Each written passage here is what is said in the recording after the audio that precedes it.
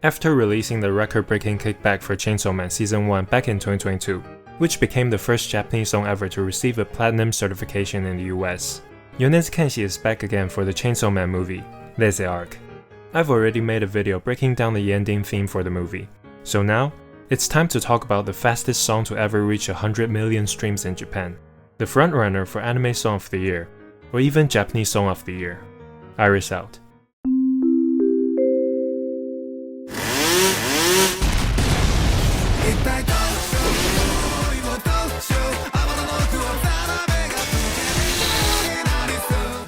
When Yonezu learned that MAPPA was looking for 2 songs for the Reze Arc, it didn't take long for him to decide that one would be from Reze's perspective, and the other one from Denji's. As for how the song's title came to be, Iris Out is a common term in filmmaking. It refers to a technique that closes a scene with a shrinking circle surrounded by black. During a special talk between Yonezu and the author of Chainsaw Man, Fujimoto Sensei, he mentioned that during the songwriting process, he drew a lot of inspiration from staring at a particular page in the manga. 米津さんにですね、原作のレゼが写っているページを四六時中開きっぱなしにして睨みつけながら作りましたという解禁時のコメントがありました。米津さんはレゼというキャラクターをどのように捉えていらっしゃいますか？何と言えばいいんでしょうね。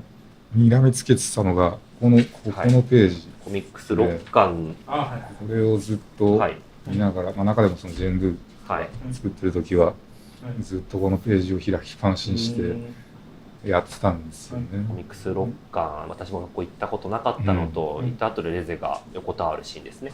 はい。This is the page they're talking about. And coincidental or not, the perfect circle of blood with Reze's arc coming to an end looks very much like an Iris Out. And not just that, throughout the opening theme in the movie, they purposefully use a lot of circles in the shots, from the eggs, coffee, and floor to Makima's eye. Now, one of the highlights of the entire song is without a doubt Reze's boom played during the chorus. It's the icing on the cake to an already exorcism-worthy song. However, the iconic boom was actually not in the original version of the song. After Yonezu Kenshi sent Iris Out to MAPPA for the first trailer, whoever edited the trailer took the liberty of adding Reze's boom to the chorus, and the effect was mind-blowing. Even Yonezu was stunned by how well it fit, so he asked if it could be included in the official release. And now here I am talking about it. Another bit of trivia I want to mention is the female vocals at the start of the song. It's a voice sample pack made by Alina Smith and Ellie Moore, a prolific producer and songwriter duo behind several K-pop hits. That same sample was also used in another song called Boom by Baby No Money. Boom, boom, boom, boom, boom, boom. It could simply be a coincidence, or perhaps Yonezu is a fan of his. Who knows? Since Yonezu is very conscious about not turning Iris Out into Kickback 2.0, it took him some time to find the direction for his new banger that would differentiate the 2 songs. Kickback has a more complex composition and a bizarre energy that matches the worldview of Chainsaw Man and how the viewers feel when they are first introduced to Season 1. So, in contrast, Yonezu wanted Iris Out to be more direct, clean, and fast.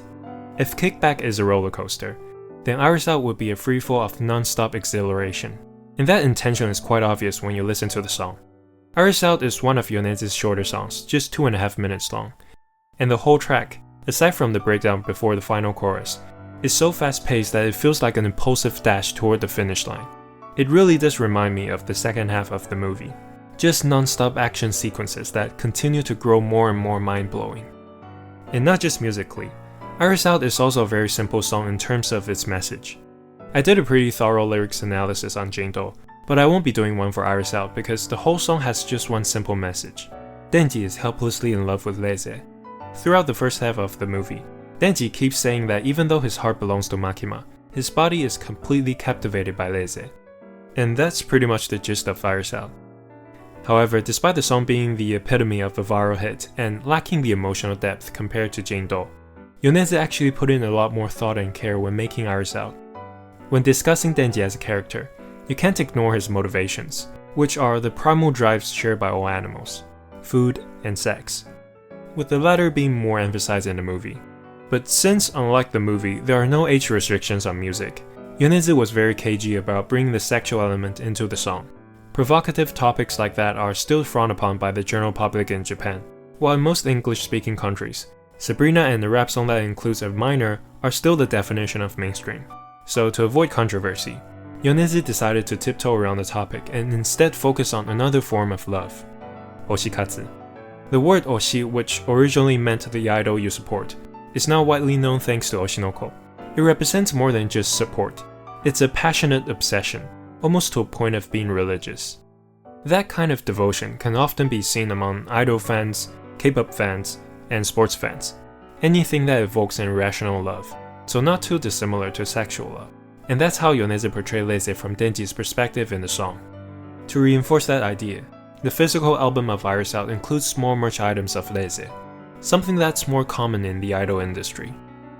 And since people have a tendency to treat the oshi as someone who's all perfect, like how gods and mythological figures were depicted in Renaissance paintings, Yonezu also painted the album cover of Iris Out as a visualization of how Denji perceived Reze in the lyrical world of the song.